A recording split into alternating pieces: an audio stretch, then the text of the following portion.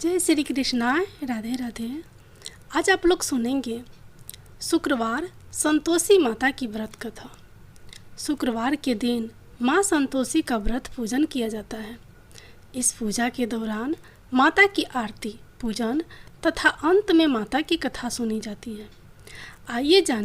आइए सुनते हैं शुक्रवार संतोषी माता की व्रत कथा। एक बुढ़िया थी, उसके 7 बेटे थे। 6 बेटे कमाने वाले थे, जबकि एक बेटा निकम्मा था।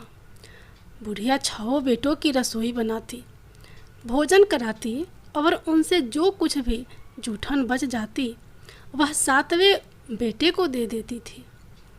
एक दिन वह पत्नी से बोला, देखो मेरी माँ को मुझ पर कितना प्रेम है। वह बोली, क्यों नहीं, सबका जूठा जो तुमको खिलाती हैं। वह बोला, ऐसा नहीं हो सकता, मैं जब तक आँखों से न देख लूँ मान नहीं सकता। बहू हंस कर बोली, देख लोगे तब तो मानोगे। कुछ दिन बाद त्यौहार आया। घर में 7 प्रकार के भोजन और चूरमे के लड्डू बने।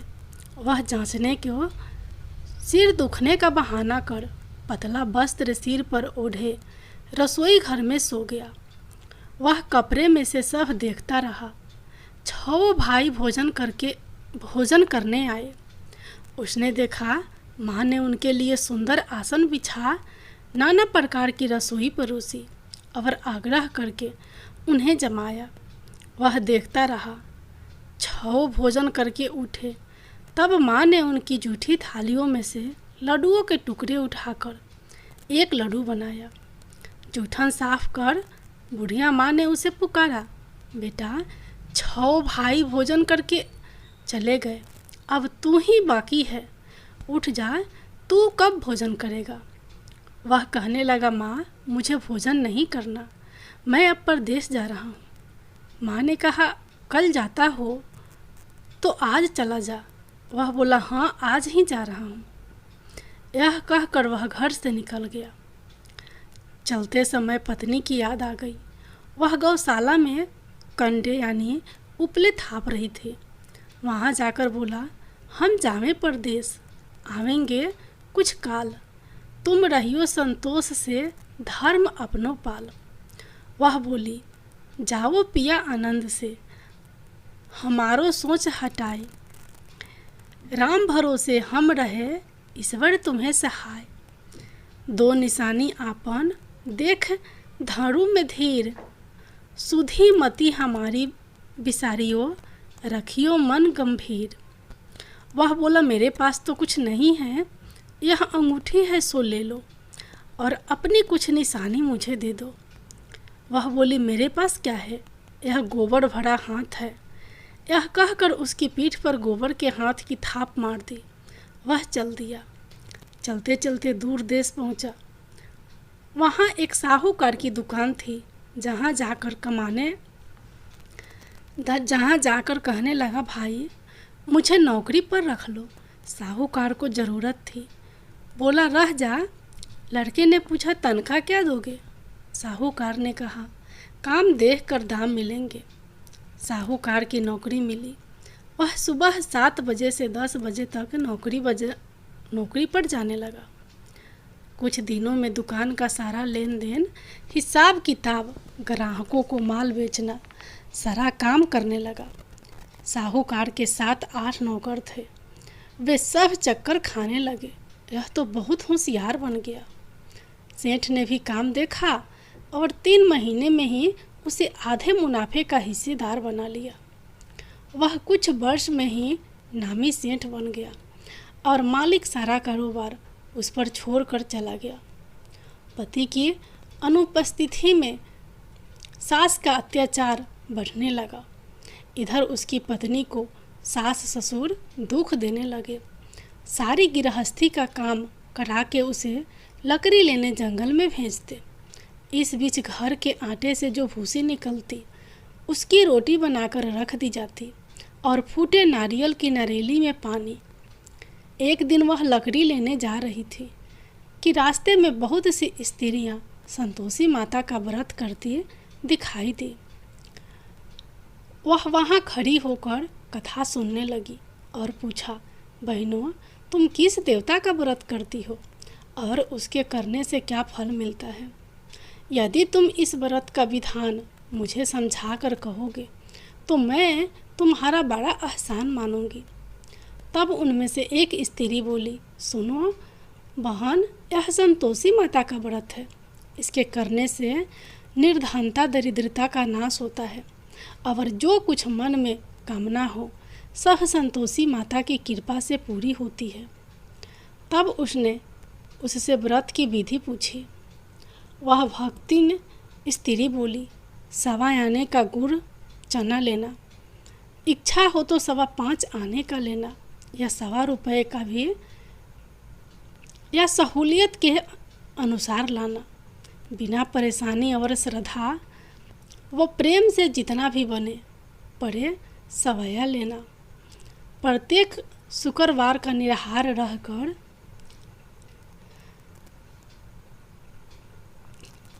कथा सुनना। इसके बीच कर्म टूटे नहीं, लगातार नियम पालन करना। सुनने वाला कोई ना मिले तो घी का दीपक जला उसके आगे या जल के पात्र को सामने रखकर कथा कहना।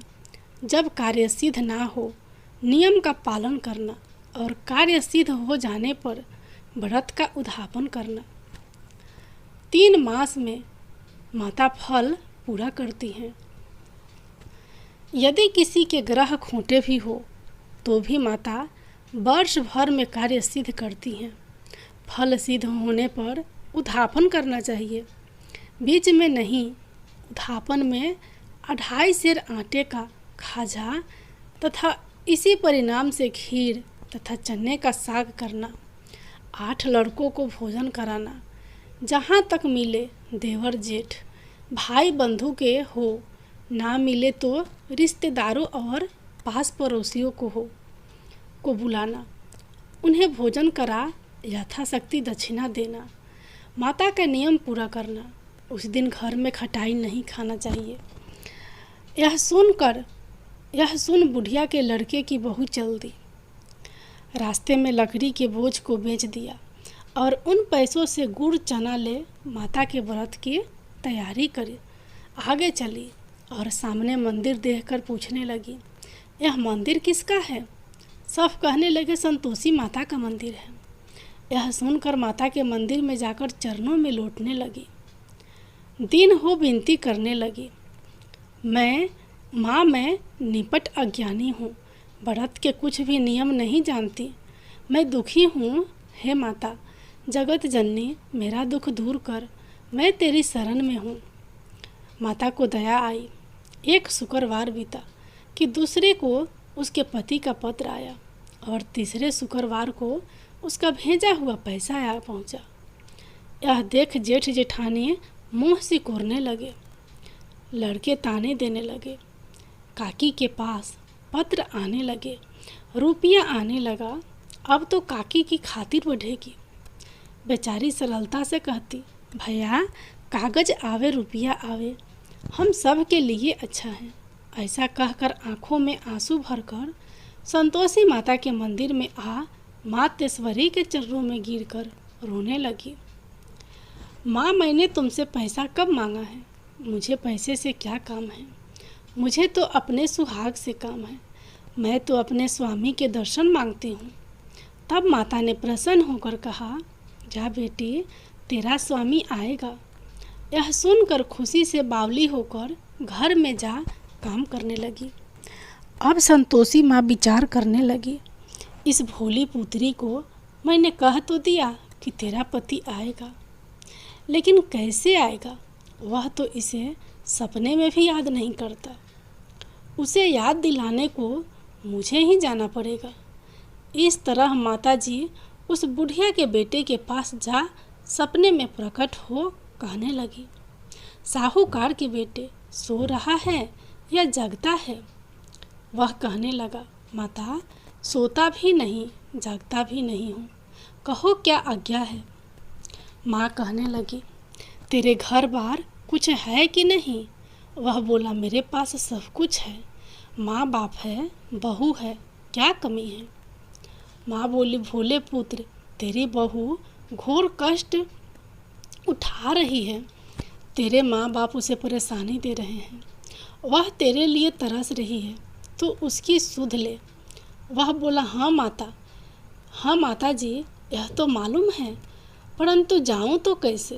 परदेश की बात है, लेन देन का कोई हिसाब नहीं, कोई जाने का रास्ता नहीं आता, कैसे चला जाऊं? माँ कहने लगी, मेरी बात मान, सवेरे नहा धोकर संतोषी माता का नाम ले, घी का दीपक जला, दंडवत कर, दुकान पर जा बैठ। देखते देखते सारा लेन देन चुक जाएगा, जमा का माल बिक जाएगा, साँझ होते होते धन का भारी ढेर लग जाएगा। अब बूढ़े की बात मानकर वह नहा धोकर संतोषी माता को दंडवत घी का दीपक जला दुकान पर जा बैठा। थोड़ी देर में देने वाले रुपया लेने लगे, लेने वाले हिसाब लेने लगे। कोठे में भरे सामान के खरीदार नगद दाम में सौदा करने लगे। शाम तक घर का भारी ढेर लग गया, धन का भारी ढेर लग गया। मन में माता का नाम ले, चमत्कार देख प्रसन्न हो, घर ले जाने के वास्ते गहना कपड़ा सामान खरीदने लगा। यहाँ काम से निपट तुरंत घर को रवाना हुआ। उधर उसकी पत्नी जंगल में लकड़ी लेने जाती है। लौटते वक्त माता जी के मंदिर में विश्राम करती है। वह तो उसके प्रतिदिन रुकने का जो स्थान ठहरा। धूल उड़ती देख वह माता से पूछती है, हे माता, यह धूल कैसे उड़ रही है? माता कहती है, हे पुत्री, तेरा पति आ रहा है। अब तू ऐसा कर, लकड़ियों के 3 बोझ बना ले, एक नदी के किनारे पर रख और दूसरा मेरे मंदिर पर व तीसरा अपने सिर पर। तेरे पति को लकड़ियों का गट्टर देख मोह पैदा होगा, वह यहाँ रुकेगा, नाश्ता पानी खाकर माँ से मिलने जाएगा। तब तू लकड़ियों का बोझ उठा कर जाना और चौक में गट्टर डालकर जोर से आवाज़ लगाना, लो सासू जी, लकड़ियों का गट्टर लो, भूसी की रोटी दो, नारियल के खपरे में पानी दो। आज मेहमान कौन आया है? माताजी से बहुत अच्छा कहकर वह प्रसन्न मन से लकड़ियों के 3 गट्टर बनाई, एक नदी के किनारे पर और एक माताजी के मंदिर पर रखा। इतने में मुसाफिर आ पहुंचा। सूखी लकड़ी देख उसकी इच्छा उत्पन्न हुई कि हम यहीं पर विश्राम करें और भोजन बनाकर खा पीकर गांव जाएं। इसी तरह रुक कर भोजन बना विश्राम करके गांव को गया। सबसे प्रेम से मिला। उसी समय सिर पर लकड़ी का गट्टर लिए वह उतावली सी आती है। लकड़ियों का भारी बोझ आंगन में डालकर जोर से 3 आवाज़ देती है, लो सासू जी, लकड़ियों का गट्टर लो, भूसी की रोटी दो, आज मेहमान कौन आया है? यह सुनकर उसकी सास बाहर आकर अपने दिए हुए कष्टों को भुलाने हेतु कहती है, बहू, ऐसा क्यों कहती है? तेरा मालिक ही तो आया है। आ बैठ, मीठा भात खा, भोजन कर, कपड़े गहने पहन। उसकी आवाज़ सुन उसका पति बाहर आता है। अंगूठी देख व्याकुल हो जाता है। माँ से पूछता है, माँ, यह कौन है? माँ बोली, बेटा, यह तेरी बहू है। जब से तू गया है तब से सारे गांव में भटकती फिरती है, घर का काम काज कुछ करती नहीं, 4 पहर आकर खा जाती है। वह बोला, ठीक है माँ, मैंने इसे भी देखा और तुम्हें भी देखा, अब दूसरे घर की ताली दो, उसमें रहूँगा। माँ बोली, ठीक है, जैसी तेरी मर्जी। तब वह दूसरे मकान की 3री मंजिल का कमरा खोल सारा सामान जमाया। एक दिन में राजा के महल जैसा ठाठ बाट बन गया। अब क्या था, बहू सुख भोगने लगी। इतने में शुक्रवार आया। शुक्रवार के उद्यापन में हुई भूल। बहू ने खटाई का इस्तेमाल कर लिया। उसने पति से कहा, मुझे संतोषी माता के व्रत का उद्यापन करना है। पति बोला, खुशी से कर लो। वह उद्यापन की तैयारी करने लगी। जेठानी के लड़कों को भोजन के लिए कहने गई। उन्होंने मंजूर किया, परंतु पीछे से जेठानी ने अपने बच्चों को सिखाया, देखो भोजन के समय खटाई मांगना, जिससे उसका उद्यापन पूरा ना हो सके। लड़के जिमने आए, खीर खाना पेट भर खाया, परंतु बाद में खाते ही कहने लगे, हमें खटाई दो, खीर खाना हमको नहीं भाता, देखकर अरुचि होती है। वह कहने लगी, भाई खटाई किसी को नहीं दी जाएगी, यह तो संतोषी माता का प्रसाद है। लड़के उठ खड़े हुए, बोले, पैसा लाओ। भोली बहू कुछ जानती नहीं थी, उन्हें पैसे दे दिए। लड़के उसी समय हट करके इमली खटाई ले खाने लगे। यह देखकर बहू पर माताजी ने कोप किया। राजा के दूत उसके पति को पकड़ ले गए। जेठ जेठानी मन माने वचन कहने लगे, लूट लूट कर धन इकट्ठा कर लाया है, अब सब मालूम पड़ जाएगा, जब जेल की मार खाएगा। बहू से यह सहन नहीं हुए, रोती हुई माता जी के मंदिर गई। कहने लगी, हे माता, तुमने क्या किया? हंसाकर अब भक्तों को रुलाने लगी। माता बोली, बेटी तूने उद्यापन करके मेरा व्रत भंग किया है। वह कहने लगी, माता जी मैंने कुछ अपराध किया है, मैंने तो भूल से लड़कों को पैसे दे दिए थे, मुझे क्षमा करो, मैं फिर तुम्हारा उद्यापन करूँगी। माँ बोली, अब भूल मत करना। वह कहती है, अब भूल नहीं होगी, अब बतलाओ वे कैसे आएंगे? माँ बोली, जा पुत्री, तेरा पति तुझे रास्ते में आता मिलेगा। वह निकली, राह में पति आता मिला। वह पूछने लगी, कहाँ गए थे आप? वह कहने लगा, इतना धन जो कमाया है उसका टैक्स राजा ने मांगा था, वह भरने गया था। वह प्रसन्न हो बोली, भला हुआ, अब घर को चलो। कुछ दिन बाद फिर शुक्रवार आया। वह बोली, मुझे फिर माता का उद्यापन करना है। पति ने कहा, करो। बहू फिर जेठ के लड़कों को भोजन को कहने गई। जेठानी ने एक दो बातें सुनाई और सब लड़कों को सिखाने लगी, तुम सब लोग पहले ही खटाई मांगना। लड़के भोजन से पहले कहने लगे, हमें खीर नहीं खानी, हमारा जी बिगड़ता है, कुछ खटाई खाने को दे दो। वह बोली, खटाई किसी को नहीं मिलेगी, आना हो तो आओ। वह ब्राह्मण के लड़के लाकर भोजन कराने लगी। यथाशक्ति दक्षिणा की जगह एक एक फल उन्हें दिया। संतोषी माता प्रसन्न हुई। माता की कृपा होते ही 9वें मास में उसके चंद्रमा के समान सुंदर पुत्र प्राप्त हुआ। पुत्र को पाकर प्रतिदिन माता जी के मंदिर को जाने लगी। माँ ने सोचा, यह रोज आती है, आज क्यों न इसके घर चलूं। यह विचार कर माता ने भयानक रूप बनाया। गुड़ चने से सना मुख, ऊपर सूंड के समान होठ, उस पर मक्खियाँ भिन भिन कर रही थी।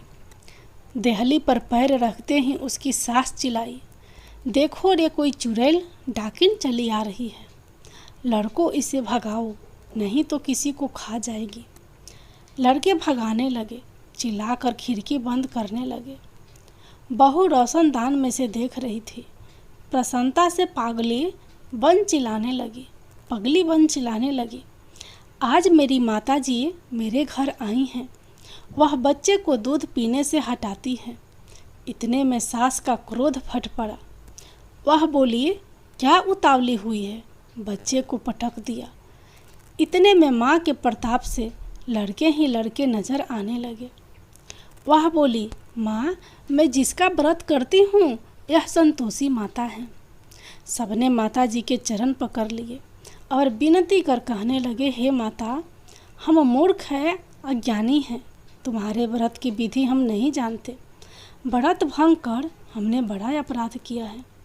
जग माता, आप हमारा अपराध क्षमा करो। इस प्रकार माता प्रसन्न हुई।